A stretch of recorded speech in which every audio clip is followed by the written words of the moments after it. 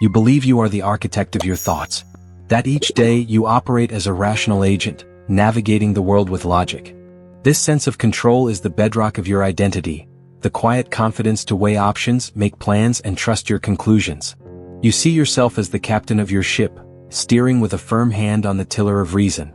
But what if this certainty is the most sophisticated illusion your mind has ever created?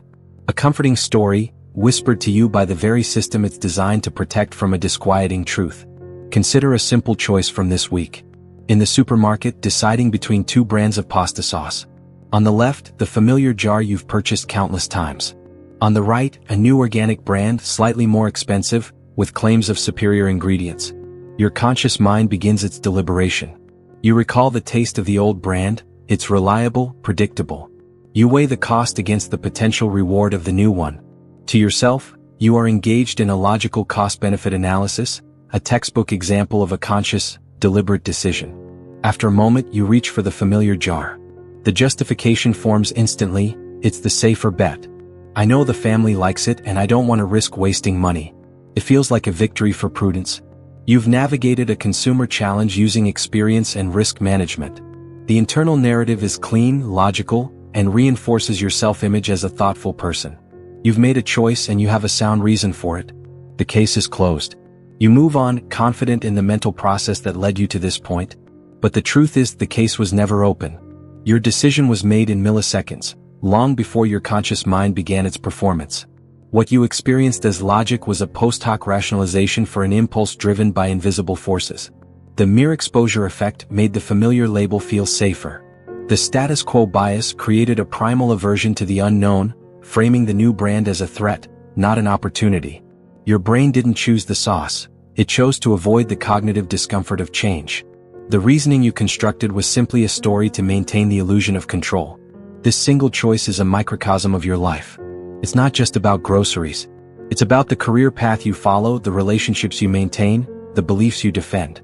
We are all living within a narrative of rationality, a hall of mirrors where our true motivations remain hidden from ourselves.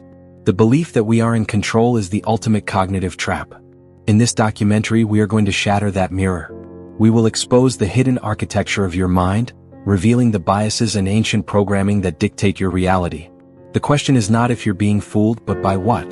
To understand the glitch in our programming, we must first meet the programmers. It begins with a simple, unsettling truth. You are not one mind, but two locked in a silent partnership. There is the conscious entity you call I, the deliberate thinker, the voice that weighs options. But this is merely the public face of the operation. The real power is a silent partner, an invisible force working behind the scenes, shaping your perceptions and guiding your hand before you're even aware a choice exists. This is the secret government of your mind, and its influence is profound. This invisible force is what psychologists call System 1. It is your brain's automatic, intuitive, and lightning-fast operator. System 1 is what lets you instantly recognize a face, drive a familiar road, or get a gut feeling about a situation. It operates effortlessly, using a vast library of learned patterns to generate constant impressions and immediate judgments. It is the engine of instinct, always running in the background. Its primary goal is not accuracy, but sheer speed and efficiency, a design perfected for a world that demanded instant reaction, not careful deliberation. And then there is System 2. This is the conscious, reasoning self you identify with. It's the voice you engage to solve a difficult puzzle, compare two complex contracts, or learn a new, demanding skill.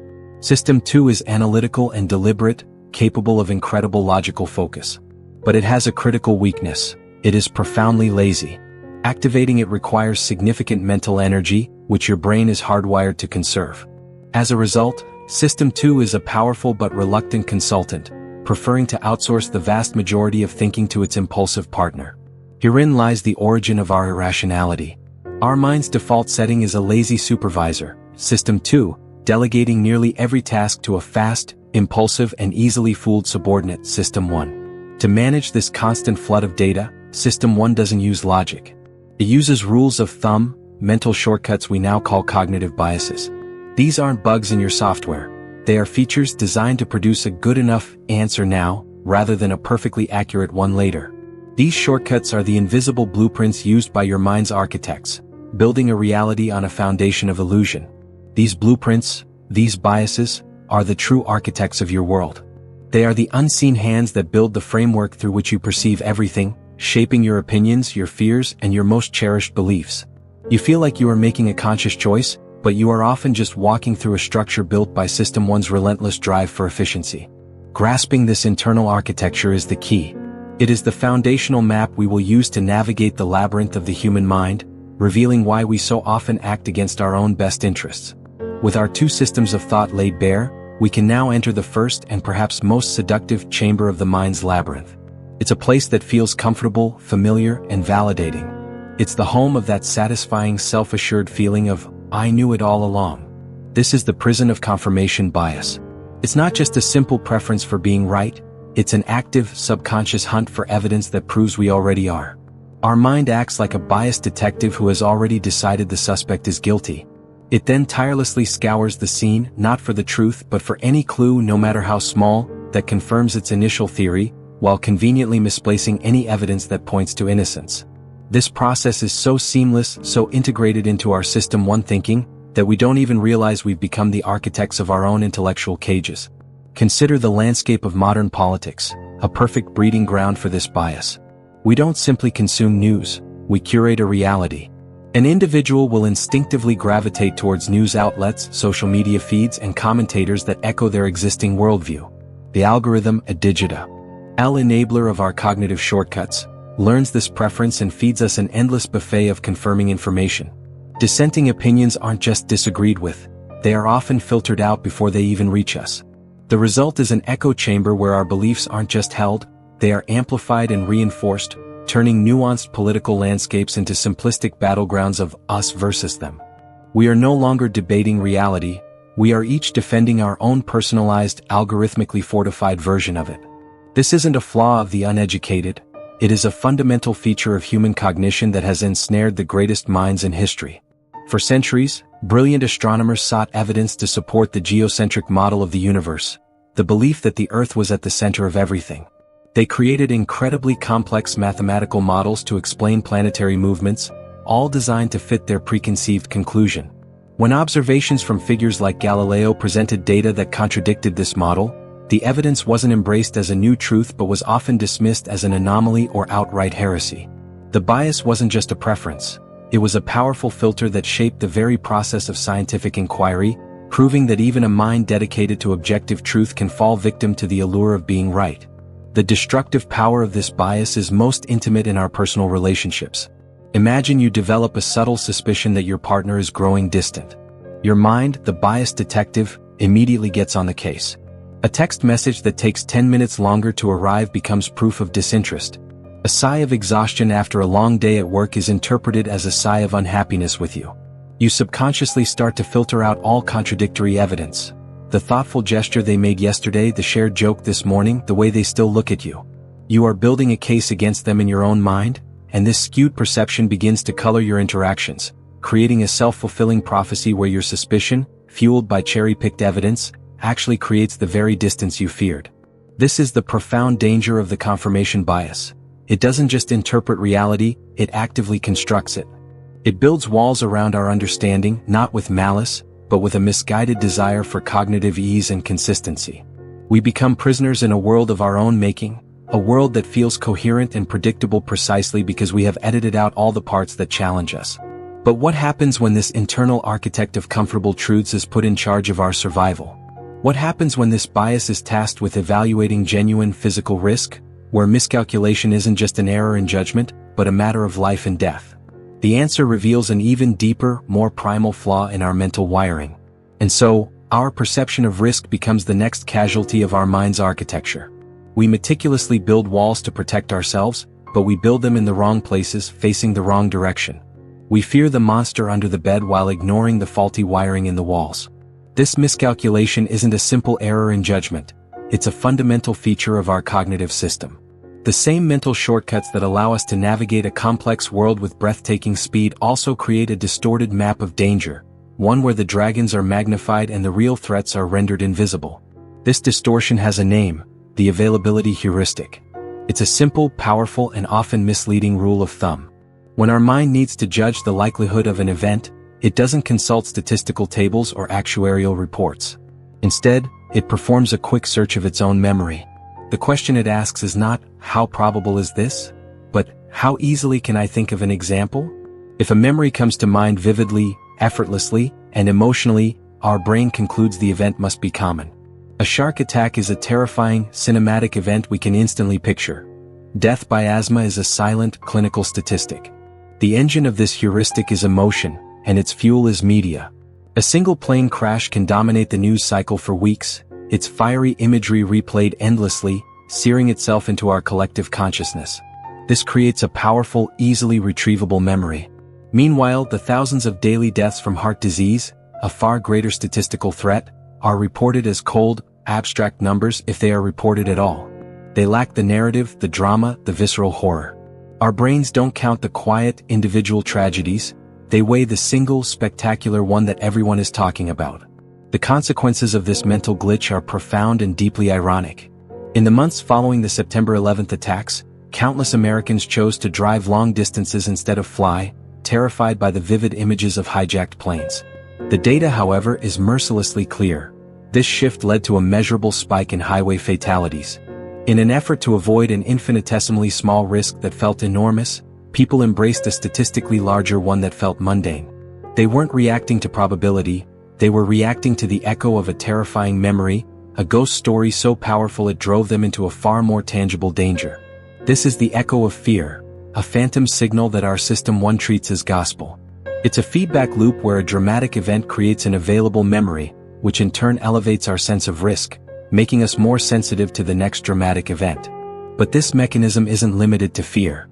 It shapes what stocks we buy based on recent news, what medical treatments we seek based on a friend's story, and how we judge entire groups of people based on a single, memorable encounter. The loudest, most recent, and most emotional data point becomes our truth, regardless of its accuracy. Our fear of the dramatic and the recent is a powerful distortion, but it's not the only ghost in our machine. There's another, more subtle cognitive tripwire, one that doesn't rely on emotion or vivid memories, but on the simple brute force of being first. Consider a negotiation. A seller wants to sell a vintage watch. They could ask for a fair price, or they could throw out a number that is wildly, almost absurdly high. Logically, that number should be dismissed. But it isn't. Instead, something strange happens in the buyer's mind. That initial, inflated number becomes a reference point, an invisible tether. Every subsequent offer, every counter-offer, is now subconsciously judged in relation to that first anchor. Even if the final price is much lower, the seller has successfully framed the entire conversation, pulling the final outcome closer to their desired target simply by speaking first. This isn't just a sales tactic, it's a fundamental flaw in our reasoning, brilliantly said in a now-famous experiment. Researchers asked participants to spin a wheel of fortune, which was secretly rigged to land on either 10 or 65. Immediately after, they were asked a completely unrelated question. What percentage of African nations are members of the United Nations? The results were staggering. Those who saw the number 10 on the wheel guessed, on average, around 25%. Those who saw the number 65 guessed a much higher average of 45%. The number from the wheel was completely random and irrelevant, yet it burrowed into their minds and anchored their judgment, demonstrating a profound and unsettling truth. Our brains will latch onto any initial piece of information, no matter how arbitrary, to guide our decisions in the face of uncertainty. You see this subtle act of mental sabotage every time you shop. That jacket with a price tag showing original price, $400 crossed out with now only $199 written below it. The $400 is the anchor. It may have never sold at that price. It might be an entirely fabricated number. But its presence makes $199 feel like a victory, a steal. Without that anchor, you would evaluate the jacket on its own merits. Is it worth $199? But with the anchor, the question changes. The brain is no longer asking, what is its value, but rather, how much am I saving? The anchor has successfully reframed the decision from one of absolute value to one of relative gain, a manipulation that retail giants have perfected into a multi-billion-dollar science of persuasion. This effect, however, extends far beyond the marketplace and into realms where the stakes are infinitely higher. In a hospital's emergency room, a doctor's first impression of a patient's symptoms can become a dangerous anchor. If they initially suspect a common ailment, this hypothesis can unconsciously guide their entire diagnostic process. They might order tests that confirm their initial thought while subconsciously downplaying or ignoring evidence that points to a different, more serious condition. This isn't negligence, it's the anchoring bias at its most perilous, where the first idea can set a course that is incredibly difficult to alter, even when a patient's life hangs in the balance. The first thought becomes the lens through which all subsequent information is filtered. So, the first word spoken, the first number seen, the first diagnosis considered, they all possess a disproportionate power. They set the stage, define the boundaries of what we consider reasonable, and color every judgment that follows. This anchor isn't just an external suggestion. It's a weight we willingly attach to our own thinking, a shortcut that promises efficiency but often leads us astray. It operates silently, shaping our perception of value, risk, and even reality itself, proving that in the complex calculus of the human mind, the starting point often has more influence on the destination than the entire journey that follows. And this manipulation of our starting point is just one side of the coin. The way we frame the journey itself can be even more deceptive. After escaping external anchors, we face a more treacherous one, our own ego. It's a paradox we've all seen. The person with the least expertise often argues with the most unshakable conviction. They stand atop a mountain not of wisdom but of ignorance, a vantage point so high they cannot see the vast landscape of knowledge below. From this perch, their small hill of understanding seems like the entire world, and they proclaim their mastery, unaware of how little ground they truly occupy. This isn't simple arrogance. It's a glitch in self-assessment, a cognitive blind spot that convinces the novice they are the master. This phenomenon was mapped by psychologists David Dunning and Justin Kruger. Their work was inspired by a man who robbed banks with lemon juice on his face, believing it made him invisible to cameras. His confidence was absolute, his logic tragically flawed. Dunning and Kruger systematically showed that for any skill, those in the bottom quartile not only performed poorly but also dramatically overestimated how well they did. They weren't just incompetent, they were unaware of it. The conclusion was startling. The skills needed to be good at a task are the same skills needed to recognize competence in oneself and others. This creates a double curse. The first curse is the lack of skill. The second, more insidious curse, is being robbed of the ability to even see it. The cognitive tools needed to construct a correct answer are the same ones needed to spot a flawed one. Without that toolkit, a person is trapped in a feedback loop of error. Criticism doesn't land as helpful advice. It feels like a personal attack from someone who simply doesn't get it. They lack the metacognitive ability to evaluate their own performance objectively, like a pilot flying blind, convinced they are soaring while heading for the ground. Escaping this cognitive prison requires more than knowledge. It requires the humility to recognize its absence. It begins with the courage to ask, what if I'm wrong? This journey, the pursuit of clarity over certainty, is what we explore here. If you believe in the power of questioning your own assumptions to build a more accurate worldview, you are in the right place. Take a moment to subscribe and join this community.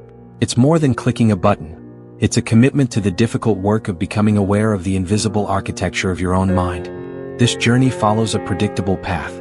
One starts at the peak of Mount Stupid, full of unearned confidence, before a humbling experience sends them into the valley of despair, where they finally grasp their ignorance. Only from this valley can the slow climb toward genuine expertise begin. This individual pattern is concerning enough, a battle against self-deception. But it begs a far more unsettling question. What happens when this cognitive flaw isn't isolated? What happens when entire groups stand together on that summit, their collective certainty reinforcing a shared and powerful delusion? The fallibility of a single mind is only the beginning. A more terrifying phenomenon occurs when a collection of brilliant individuals gathers and, through invisible social pressures, becomes collectively foolish. This is the group paradox. The unity that provides strength can also cage reason. We trade individual clarity for the warmth of belonging, stepping into a current that pulls us from logic towards a shared, disastrous consensus. The lone mind can be its own master. The group mind, however, answers to a different, more primitive force. This journey into collective error begins with a simple urge, not to be left behind. This is the bandwagon effect. We see a stock soaring, and the fear of missing out compels us to buy regardless of value. A political candidate gains momentum, and our perception shifts based on popularity, not policy. This isn't a failure of intelligence, it's a feature of our social programming. Our brains use the actions of others as a shortcut. If everyone is running in one direction, our instinct isn't to ask why, but to join them. It's an ancient survival mechanism misfiring in a complex world. The bandwagon effect is merely the gateway. The true danger emerges when this instinct evolves into groupthink. This is where the desire for harmony within a closed group completely overrides a realistic appraisal of alternatives. Dissent is no longer a valuable perspective. It becomes an act of disloyalty. Doubts are swallowed and an artificial consensus is built on the fear of being ostracized. This drive is potent enough to rewrite reality. If you've ever felt that pressure to stay silent, hit the like button. Tell us in the comments when a bad idea won because nobody spoke up. No event illustrates this catastrophic potential more chillingly than the Challenger disaster. On a freezing morning in 1986, engineers pleaded with NASA managers to postpone the launch. They presented clear data showing crucial O-ring seals would fail in the cold. But inside NASA's decision room, a different reality had formed under immense pressure to maintain schedule. The engineers' warnings were reframed as uncertainty, their dissent an obstacle. The group's desire for a successful launch overrode the stark warnings of those who knew the terrifying truth. 73 seconds later, that truth was brutally realized. The Challenger tragedy wasn't just an engineering failure, it was a failure of human psychology. A room of brilliant minds, each capable of understanding the risk, collectively ignored it. They weren't incompetent, they were human, succumbing to the gravitational pull of the tribe. This same force operates in boardrooms approving flawed products and in political echo chambers. The individual mind, already prone to error, becomes exponentially more vulnerable seeking refuge in the crowd. The tyranny of the tribe isn't imposed by a leader, but by our own need to belong.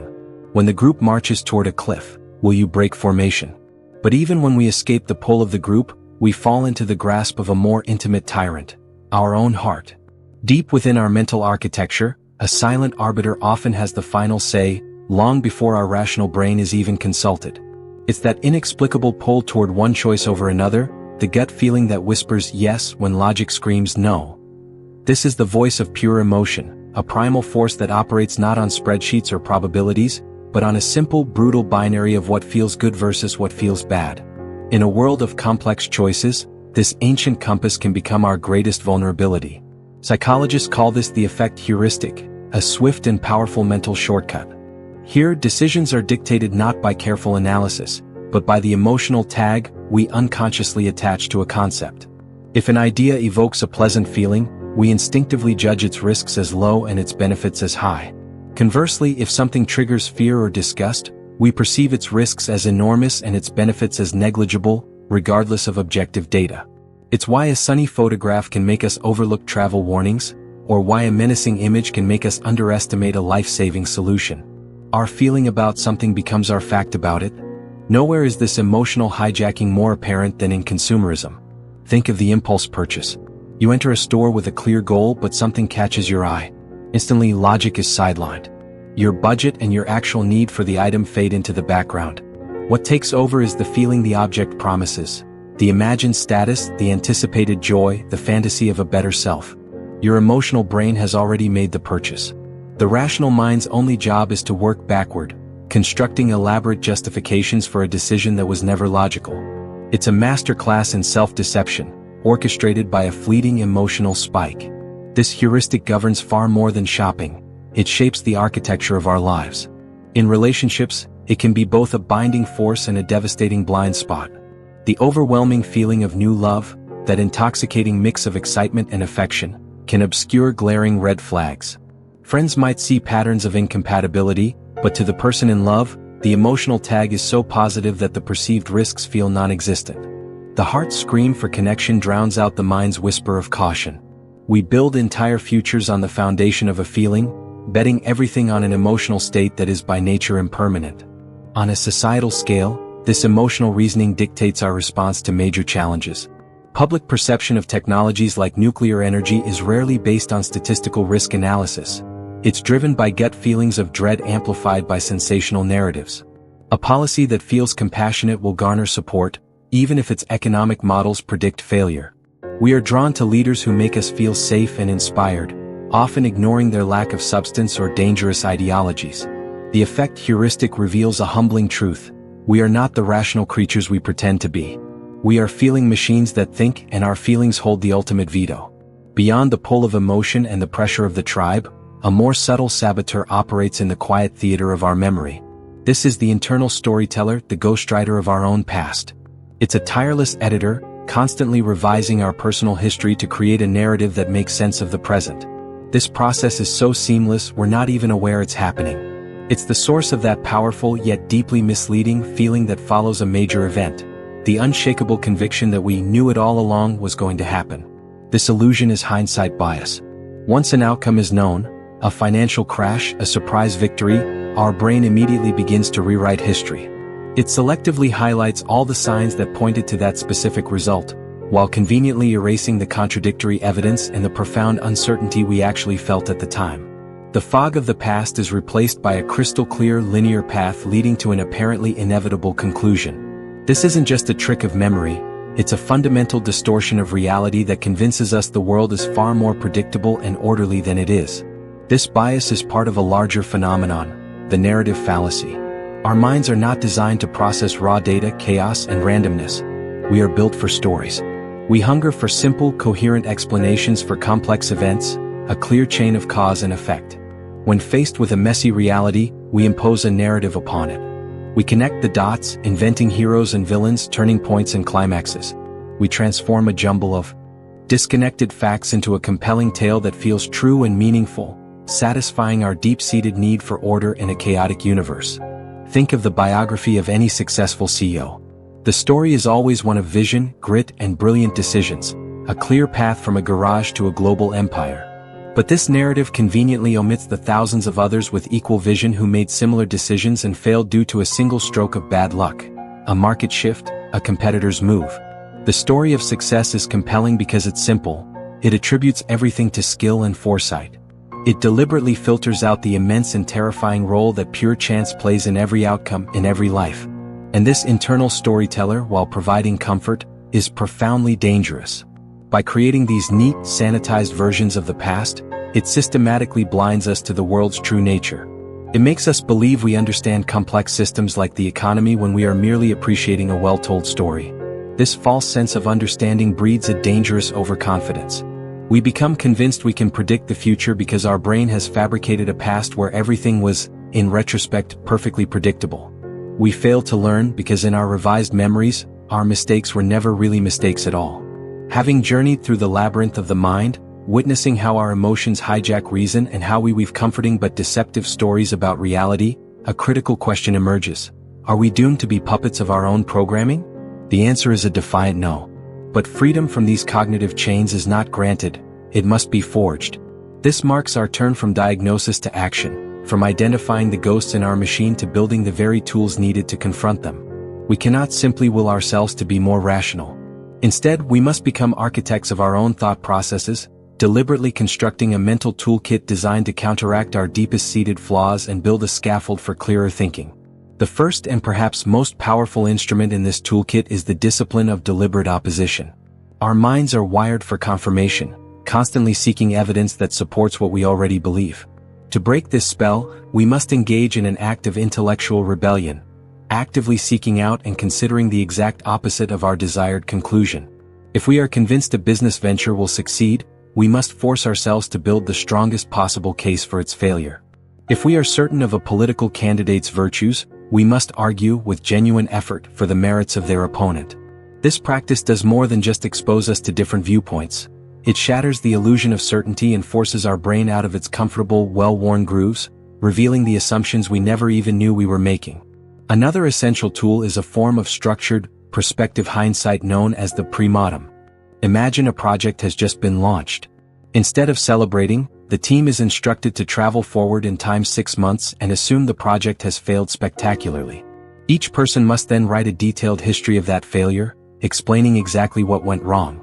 This simple exercise brilliantly bypasses the natural human tendency towards groupthink and optimism bias.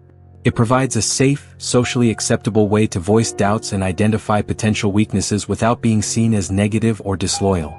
The pre-mortem transforms abstract risks into concrete stories of failure, allowing us to see the cracks in our plans before we ever fall through them. While these mental exercises are powerful, they can be supplemented by a more tangible and systematic defense, the humble checklist. In high-stakes environments, from the cockpit of an airliner to the surgical theater, experts don't rely on memory or intuition alone. They understand that under stress, fatigue, or pressure, the human mind is fallible. It will forget crucial steps and take dangerous shortcuts. A checklist is not a crutch for the incompetent. It is a tool of the master. It is a pre-commitment to a rational, proven process, an externalized system that ensures critical factors are never overlooked. By creating personal and professional checklists for important, repeatable decisions, we build guardrails against our own impulsive and forgetful nature. Ultimately, these tools, thinking the opposite, conducting a premortem, and implementing systems, are not isolated tricks. They represent a fundamental shift in our relationship with our own thoughts.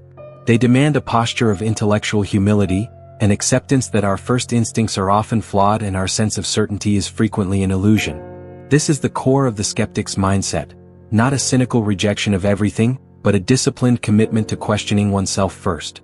It is the slow, deliberate work of building a more robust mental operating system, one capable of navigating the complexities of the world with greater clarity, precision, and wisdom, ensuring that we are the masters of our minds, not the other way around. Armed with these tools, it's tempting to declare war on the flawed architecture of the human mind. But this misunderstands the enemy. The enemy is us. This isn't a battle to be won, but a condition to be managed. The expectation of achieving pure, unwavering logic is itself a bias, the belief we can transcend our biology. It sets an impossible standard, guaranteeing not enlightenment, but a cycle of frustration. The tools we've discussed are not swords to slay a dragon, but a compass to navigate a treacherous internal landscape that is and always will be part of our journey. These cognitive shortcuts are not bugs in our mental software. They are features of our biological hardware, forged in the crucible of evolution for rapid, good-enough decisions in a world of immediate threats. To try and eliminate them is like trying to rewrite your genetic code with willpower. It's an act of futility. These instincts are deeply embedded, operating beneath the threshold of conscious thought. They are the ancient foundation upon which the delicate structure of our rational mind is built. They cannot be uninstalled or deleted. They are a permanent and inseparable part of what makes us human. If eradication is impossible, what is the objective? It is not to become a flawless thinking machine, but a vigilant observer of our own mind. The goal is metacognition, thinking about our thinking. It's about catching ourselves in the act, recognizing the pull of a bias and creating enough space to ask, is this really true? The aim isn't to silence the irrational narrator in our head, but to stop handing it the microphone without question. True progress is measured not in the absence of error, but in the speed of its recognition and the humility of its correction. This reveals the ultimate paradox. The highest form of human rationality is the humble admission of our own profound irrationality. To truly know yourself is not to believe you are a logical champion, but to understand the myriad ways your perception can be distorted. This isn't a sign of weakness, but the very definition of intellectual strength. It is the wisdom to doubt your own certainty, to question your most cherished conclusions, and to accept that your map of reality is always an imperfect sketch, never a perfect photograph. It is the quiet confidence of knowing your own blind spots. Therefore, this journey requires not a heroic charge, but quiet, relentless persistence. It is a daily practice, not a one-time cure. Every decision is an opportunity to apply these principles, to pause, reflect, and consider the alternative. There is no finish line where you are suddenly fixed. The reward is the process itself. A life lived with greater intention, deeper humility, and a more honest relationship with the complex machinery of your own mind. The battle isn't against ourselves but for ourselves, a constant effort to be a little less wrong today than we were yesterday. We arrive, then, not at a destination of perfect rationality, but at a profound starting point. The journey through the labyrinth of our cognitive biases was never about finding an exit. It was about learning the map of the maze itself. The tools, strategies, and shortcuts we've discussed are not weapons to slay the minotaur of irrationality. They are torches that illuminate the passages, revealing the beast not as a monster, but as an inseparable part of our own architecture. This acceptance is the ultimate intellectual humility, the admission that the mind is not a fortress to be defended but a wild, intricate ecosystem to be understood. This shift in perspective is where true power lies. We have long worshipped at the altar of pure logic, treating intuition as a contaminant. But to deny our biases is to deny how we truly navigate the world. A sailor doesn't defeat the ocean. She learns its currents, respects its power, and uses that knowledge to chart her course. In the same way, the wise thinker doesn't eliminate their internal tides of bias. They learn to recognize them, anticipate their pull, and adjust the rudder. The goal is not to become a machine, but a master navigator of our own complex humanity. This self-awareness inevitably spills over, transforming how we see others. Once you intimately understand your own capacity for flawed reasoning, the judgment you cast upon others softens. Their stubbornness, their seemingly illogical beliefs, their resistance to facts. You begin to see the echoes of your own cognitive machinery. This doesn't excuse falsehoods, but it fosters a deep, resonant empathy. It dismantles the illusion of intellectual superiority, replacing it with a shared understanding of our collective struggle. We are all trying to make sense of an overwhelmingly complex world with a beautifully imperfect toolkit. So we conclude not with a neat solution, but with a philosophy. The project of self-improvement is not about erasing our flaws to become something other than human. It is about integration.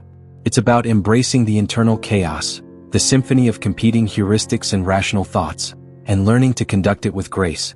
True wisdom isn't found in the sterile perfection of a computer's logic, but in the messy, vibrant act of knowing yourself completely, biases and all.